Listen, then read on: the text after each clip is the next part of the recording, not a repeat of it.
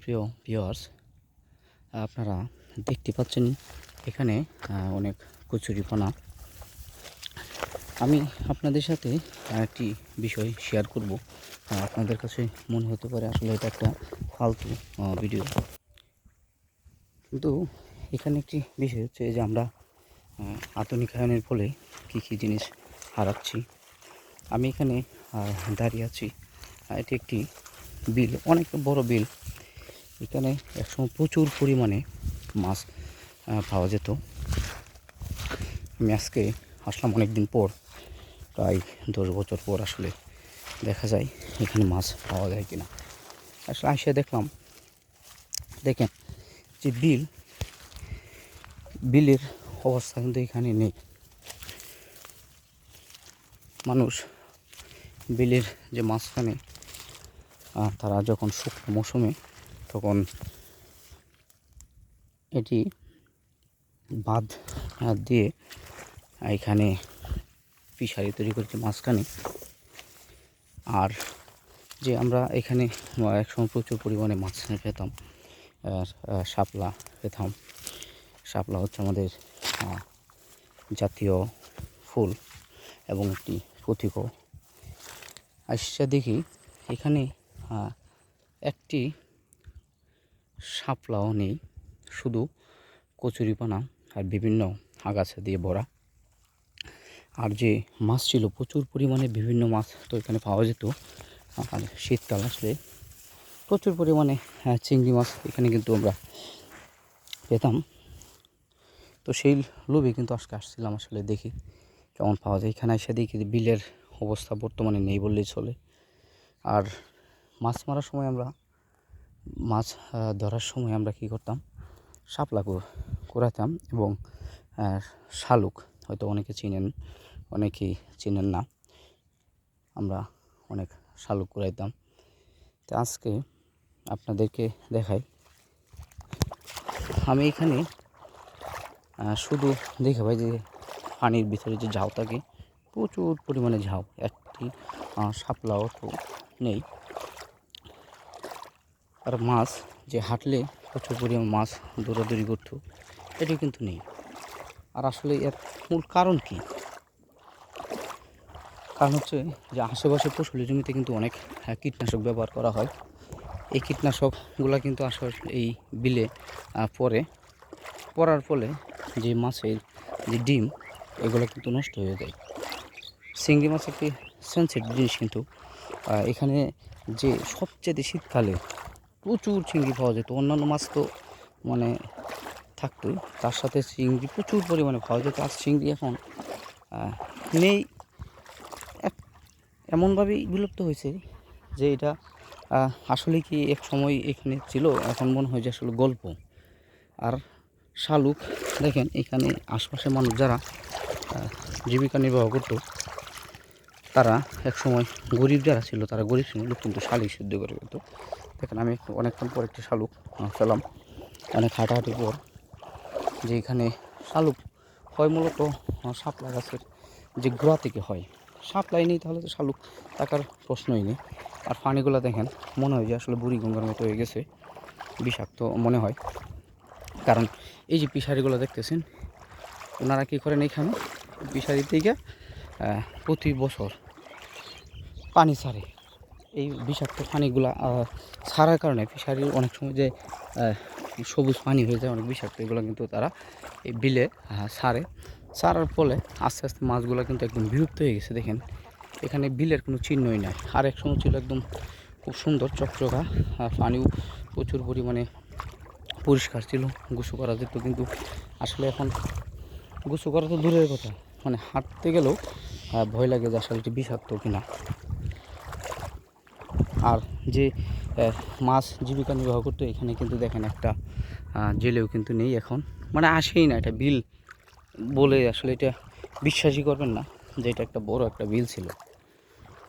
আর এই ভিডিওটা কারণে কথা হচ্ছে যে আমরা আসলে আধুনিকতার স্বার্থে যে প্রাকৃতিক জিনিসগুলা আমরা আসলে ধরে রাখতে পারতেছি কিনা। দেখেন এখানে একটু পানি বেশি, কিন্তু পানির কালার কিন্তু একদম খারাপ।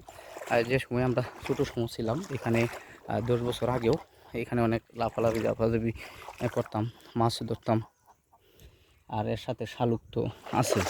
দেখেন এই যে অনেক কষ্টের পরে, মানে অনেক হাঁটার পরে এই যে আরেকটা ছোটো শালুক পেলাম, ছোটো একদম, যে শালুকগুলো একসময় আমরা মানে হাতে ধরতামই না, এত ছোটো। আর এখন এই আগাছা মানুষের বিষ দেওয়ার কারণে বিলের কিন্তু বিলুপ্তি হয়ে গেছে। বিল এটা নিয়ে এখন আর যে বিভিন্ন আমরা গাছ পেতাম প্রাকৃতিক, এগুলা তো নেই। মাছ নেই, পানিগুলা হয়ে গেছে একদম নিকৃষ্ট। এর আশপাশে মানুষই আসলে এর দায়ী। কিন্তু অনেক ফিশারি ব্যবহার করে, ফিশারির কীটনাশক ব্যবহার করার পরে এখানে দয়, অনেকে পানি ফেলায়, মাছ আস্তে আস্তে বিলুপ্ত হয়ে গেছে। আর যে বিলের যে গভীরতা ছিল এটা কিন্তু অনেক কমে গেছে।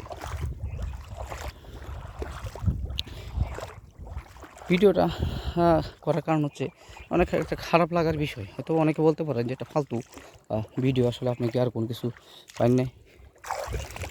আসলে এলে ভাই পাওয়ার বিষয়টা এরকম নয়। যেখানে আমরা ছোটো সময় অনেক স্মৃতি ছিল, এই জন্য করলাম যে মানুষ আমরা কোথায় আছি এখন, আধুনিক বলে আমরা কী করতেছি নিজের স্বার্থের কারণে। এই বিলের মাঝখানে দেওয়া রাখছি আমরা ফিশারি, বিভিন্ন গাছ, যে বিলটা মানুষের একসময় জীবিকা নির্বাহ করতো।